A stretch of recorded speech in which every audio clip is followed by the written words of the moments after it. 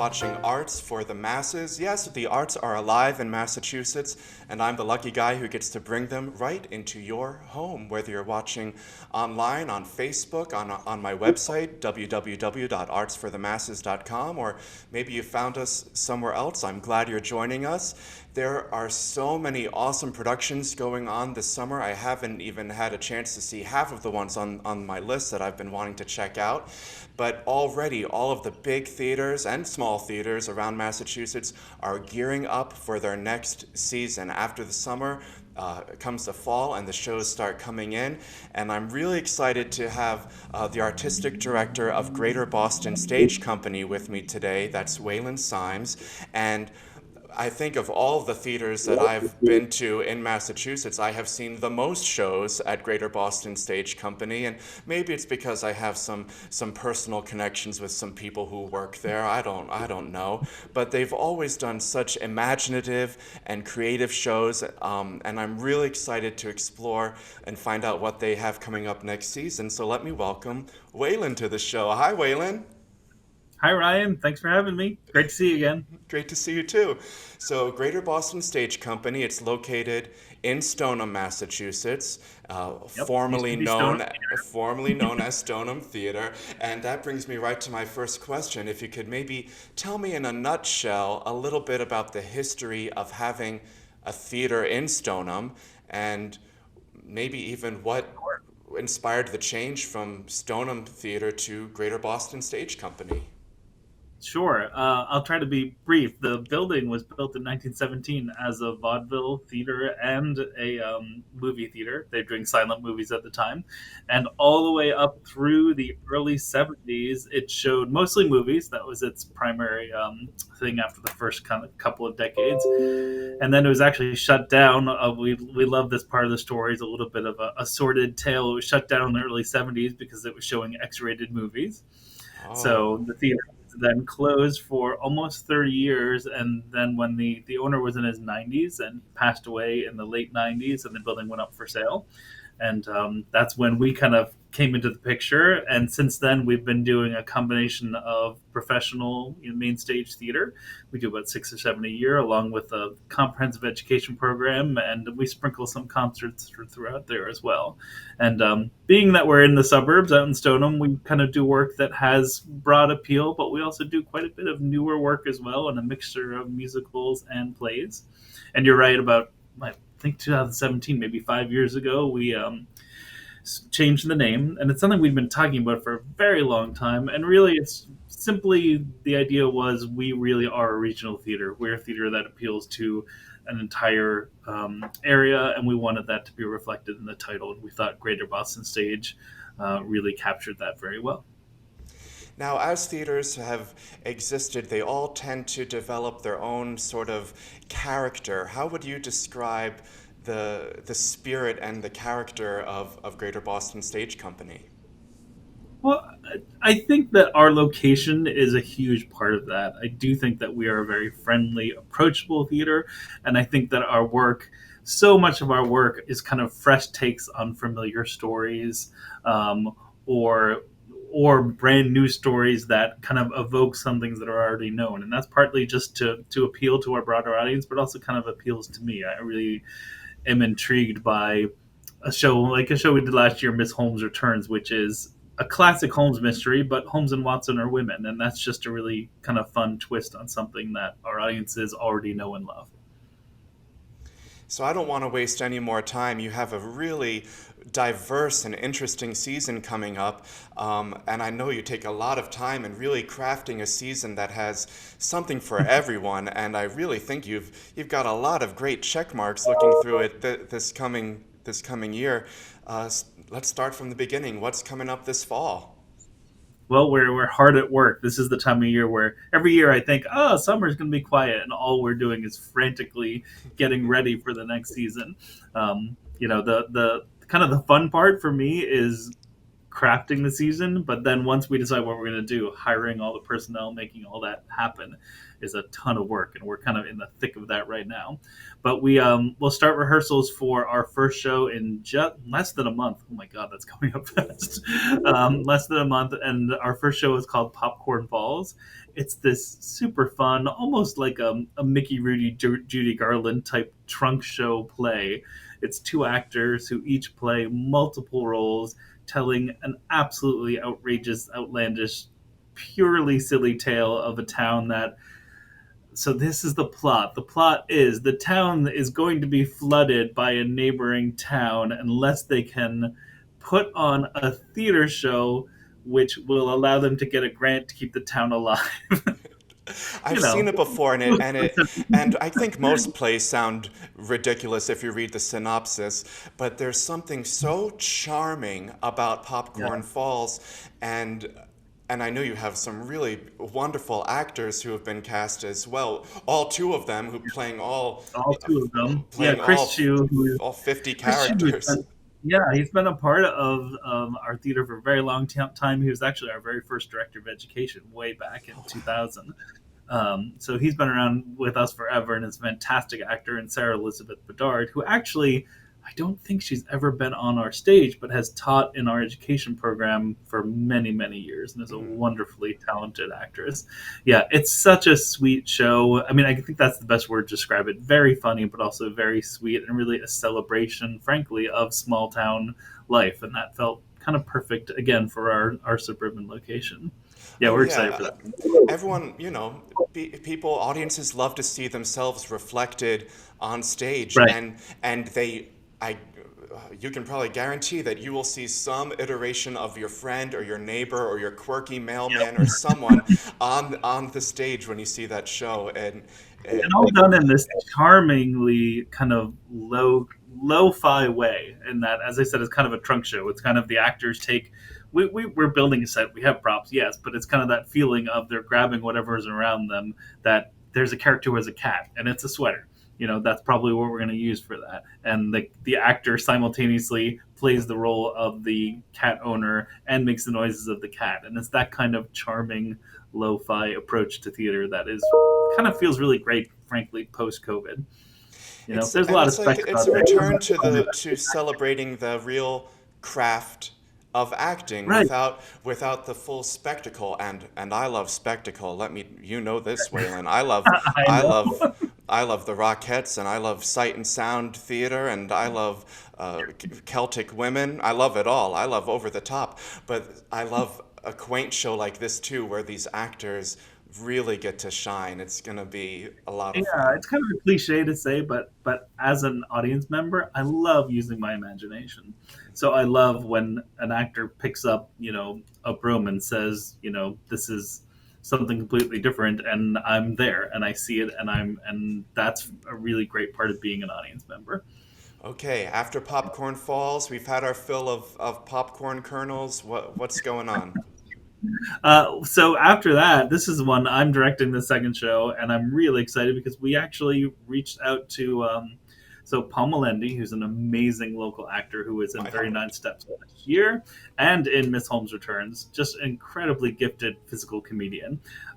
He was interested, along with John Minigan, who's a local playwright, in doing a one-man version of Washington Irving's The Legend of Sleepy Hollow, and I love that story. And it feels so great. Again, it's set in upstate New York, but it has this wonderful New England feel to it.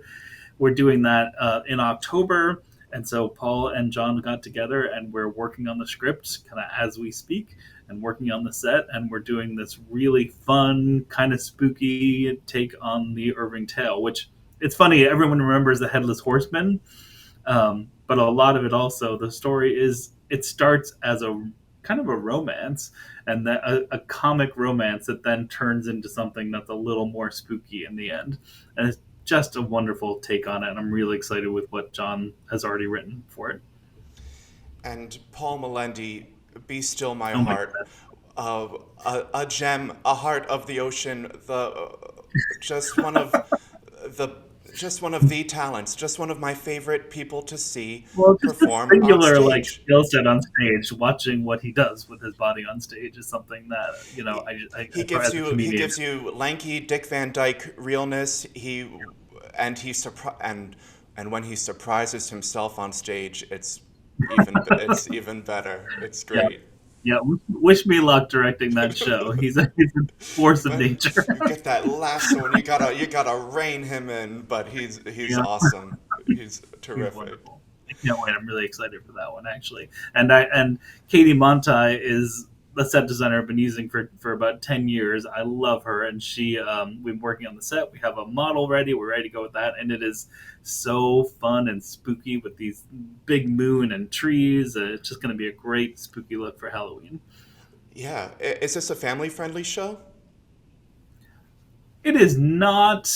Um, it is not family friendly. I would imagine that it's a lot of words, because it's one man show for about 80 minutes or so. So I would think that it would probably be 11 and up. That's kind of a rough guess of when Sure. kids would start to be interested in it.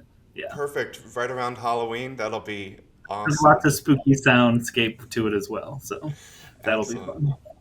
And let's keep Oh, and after going. that, let's keep going. After that, Little Women, the Broadway musical, which we've never done. It feels like a perfect show for us, given our location, but we've never done it here at the theater. And it was a Broadway hit. My goodness, probably over 10 years ago now. I don't know the exact date. And Elise Robbins, our fabulous, director who does many of our musicals, will be directing that one. And it's a great holiday fair. We're really excited for that one. We're I, actually I, casting it next week. wow. Little Women, it is just one of those classic shows, and it's built right around this New England area. And even the recent movie, they came back and filmed it right on location all over Yeah. Concord and up in Groton near where I am. And And it's such a nice family feel to it, and a little bit of holiday connection to it, but really just feels like a show for everybody at that time of year. Is a great thing, and just gorgeous music, really the gorgeous. the show starts at Christmas time. Is it right at the beginning of the show that they're I celebrating believe, the holiday? I Or believe it's right at the beginning. Yep, yeah. yep, yeah, yeah.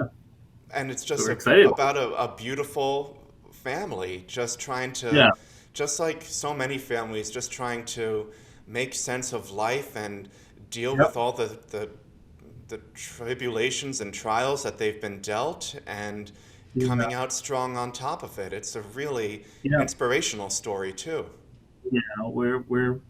It's funny. It's one of those shows where, as I said, I'm kind of surprised we haven't done it already because it feels like such a perfect fit for us and for our audiences. So I'm glad we're finally doing it. And when it was on Broadway in such a huge theater, this intimate family show, I imagine, was swallowed up in so many ways.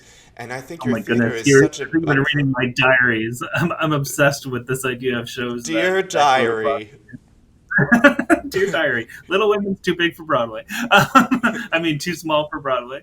I think that's such a common thing that there are certain shows that are written that are meant to be kind of medium or small shows, and they work really well in spaces like ours, and they take them to Broadway and they feel a little lost, or they feel like they've added a bit too much to them in order to make them try to work on Broadway.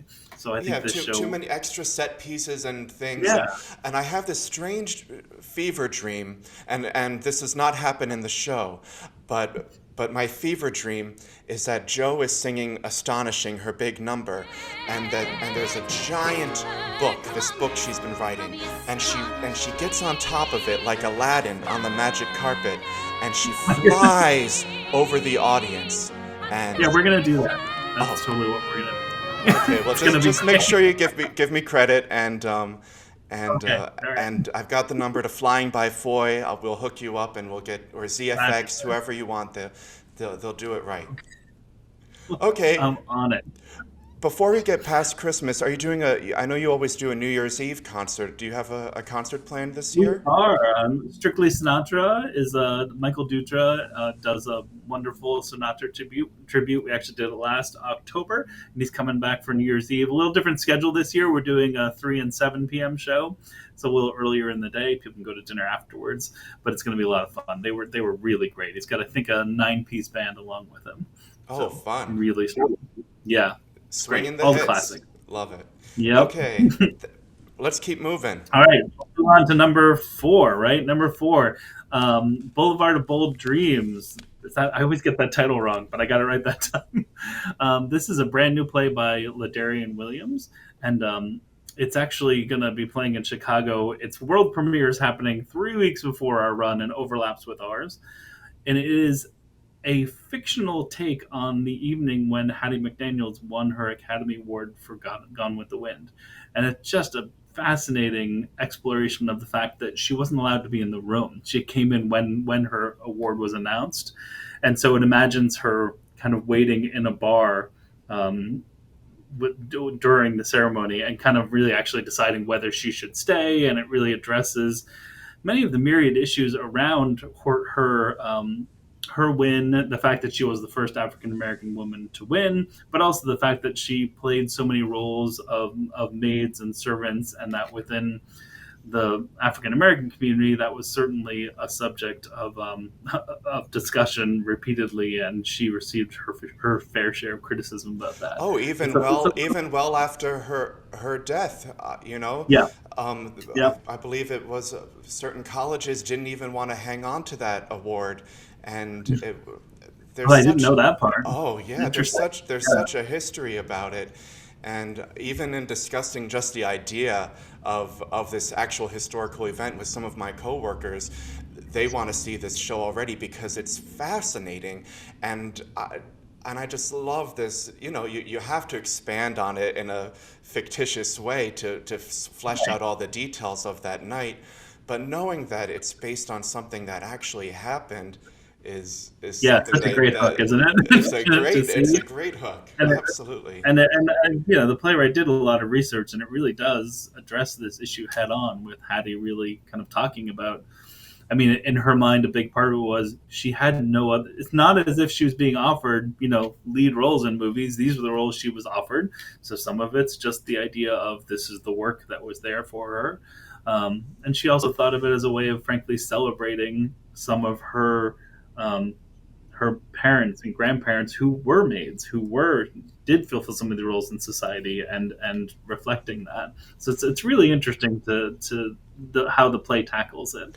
I wish I had the quote with me, but she said something along the lines of I'd rather play a maid than be a maid, or something like that. I Which don't know if that's a direct quote, but it's something like that. Yeah, yeah, yeah. can't It's a wait for that one. really, really great story, and you're right. Something about knowing that, obviously, that it's based on a true story makes it really all the more compelling.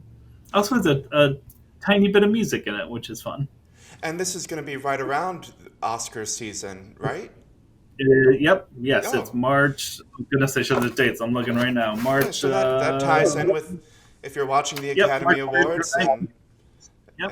and you want to get a little bit of history of how things went down way Yep. back in the day, check it. Back in the Boulevard of Broken Dreams. bold, dream, Oh, not broken, bold. I that's what know. Now you mentioned that. is that the mistake you keep making too? Broken That's the Dreams, mistake I keep making. It's Boulevard of Bold Dreams. bold dreams. Yes, You'll not have to broken. make sure you put it in a bold font. Okay, So that's a great. yeah, just make Wow, sure you tell wow. the marketing team a bold font. Um, I will tell them that. yeah, just bold and All right, should bold. we go on to the next one? Yes, Yeah. please, Waylon. Tell me what's next. Um, this is one sells itself. Beehive, '60s musical. Um, and again, Elise Robbins, the lovely Elise Robbins, will be directing that one. Um, it's exactly what it sounds like. It takes a whole bunch of great songs from the '60s and throws them up on stage, but also kind of tells the story a little bit of the songs and of the era in a really wonderful way. It really focuses on Janis Joplin and Diana Ross and Aretha Franklin and others that I am totally blanking on right now. And it's a But full. I've seen it before. I remember Act One being more of a review with a bunch of different right, people on stage, and then Act Two is more like an actual concert where people are coming out and doing their big numbers, that's exactly right. Yep. and Yeah. oh, it's a blast. It Just really a is. rocking good time, really is. So we're excited to be doing that. Actually, Elise had the opportunity to direct it up at Peterborough Players last summer, which is where I got to see it, and really just decided we need to do this show. It's just fun, and And, it's not, yeah, and you get to produce it from start to finish. So it's right.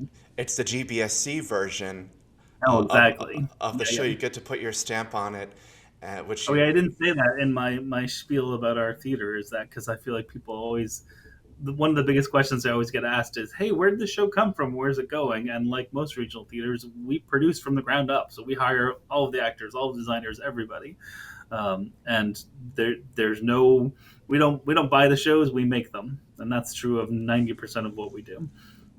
Beautiful. Okay. Oh, last one. Is this our last one? Oh, last one. Is this Coming it? up. You ready? I'm excited. I've been trying for 3 years to get this show, maybe four, actually.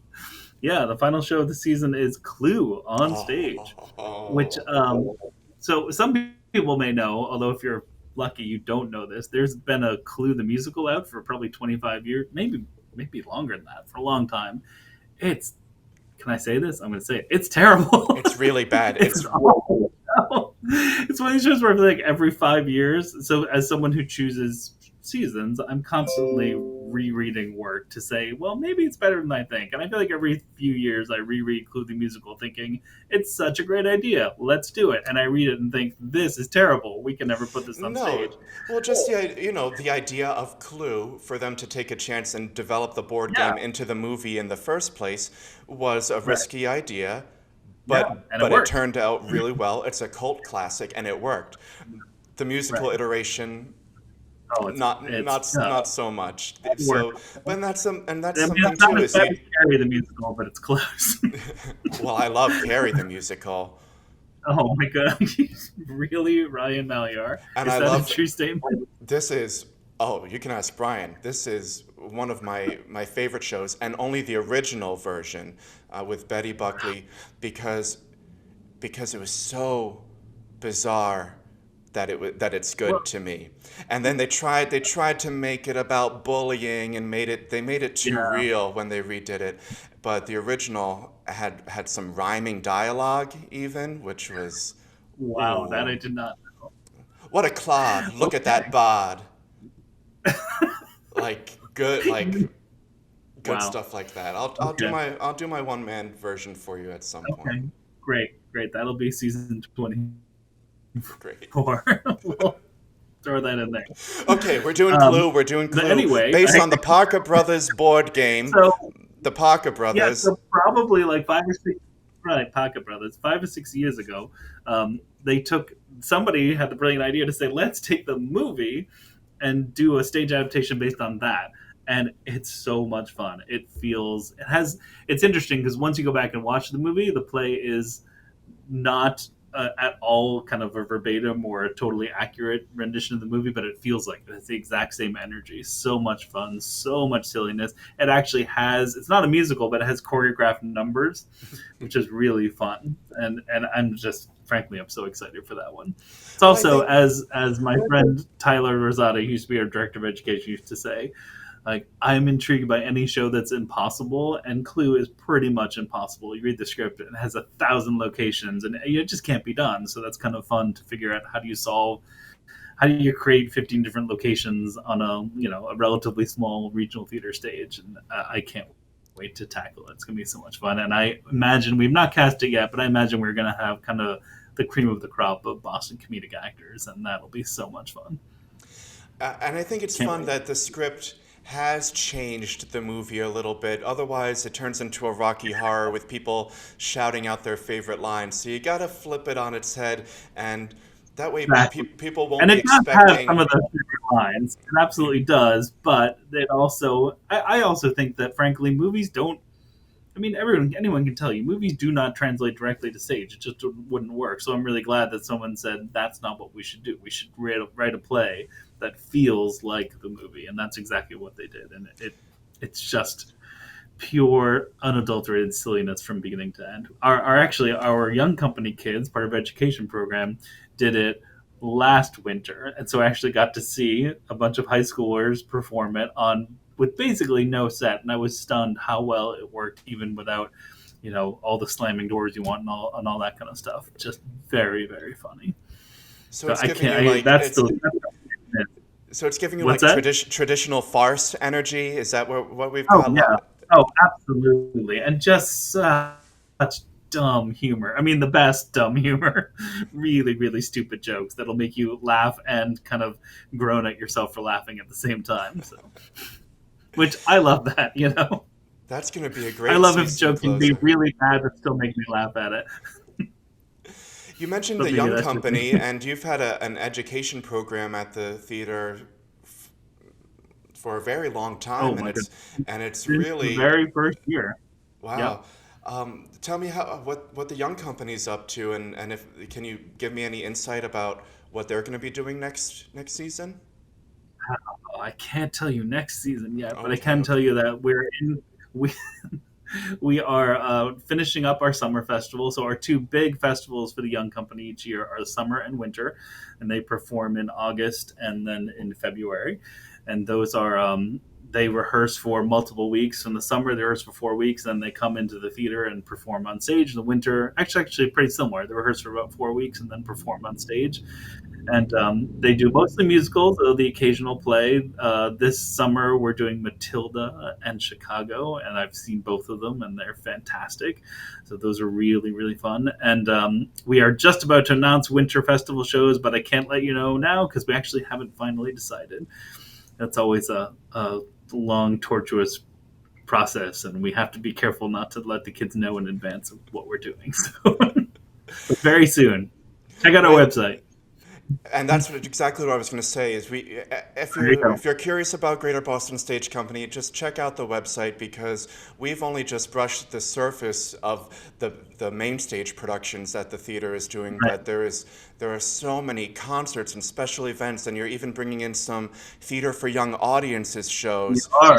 Oh, Yep. In mention spring of those briefly. Tell me 2023. about Yeah, we're those. doing Lightning Thief and Junie B. Jones. That is a touring show, so that's coming in through Theater Works. We'll be doing those in spring of 2023, and we're really excited. We've been talking for years about doing this, and excited to be able to bring this to our younger audiences. I should also say that our website's brand new. It's pretty spiffy, so go there just to check it out. And a cool video on the front, which Ryan played a role in doing that video. Yeah, little plug for Ryan Melly, our video editor or whatever. There. And just follow So follow Greater Boston Stage Company everywhere. They're really yeah, active on Facebook and Facebook, Instagram. Instagram. We're dipping our toe into TikTok for the education program, but Oh, we're still learning. Not so good at that yet, but we're getting there. awesome. Well, thank you so much for joining me today, Waylon. I really appreciate it. Thank you, Ryan. This is super fun. Well, that brings me to the end of another episode of Arts for the Masses. If you have a local theater company and you're putting on a show, hey, get in touch with me. I'd love to help you promote it, whether we do something virtual like this type of interview, or you can join me here at the studio I work out of, right in the heart of Marlborough at WMCT TV. That's where I am right now. Please follow Arts for the Masses on Facebook and check out the website too, artsforthemasses.com. I've got a new calendar where I'm updating it all the time with upcoming productions around the area. I love to support the arts and I hope you'll continue to do so as well. Take care.